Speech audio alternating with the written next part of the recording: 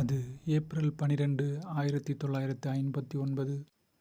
அப்பநாயக்கன்பட்டி புதூர், கோயம்புத்தூர். அங்கு ஒரு ஏழை நிலமற்ற விவசாயிக்கு மகனாக பிறக்கிறார் வேலுமணி. பள்ளி படிப்பை ஸ்ரீ வெங்கடேஸ்வரா உயர்நிலைப் பள்ளியிலும், இளங்கலை அறிவியல் பட்டப்படிப்பை ஸ்ரீ ராமகிருஷ்ணா மிஷன் அறிவியல் மற்றும் கலை கல்லூரியில் படித்தார். அவர் இளங்கலை அறிவியல் பட்டம் பெற்றாலும் ஆரம்ப காலகட்டங்களில் முன் அனுபவம் இல்லாதது வேலை கிடைப்பதில் பெரிய சிக்கலாகவே அமைந்தது.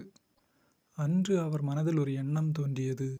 ஒரு நாள் தான் ஒரு தொழில் தொடங்கினால் அதில் அனுபவம் இல்லாத ஃப்ரெஷர்களுக்கு மட்டுமே வேலை என்பது.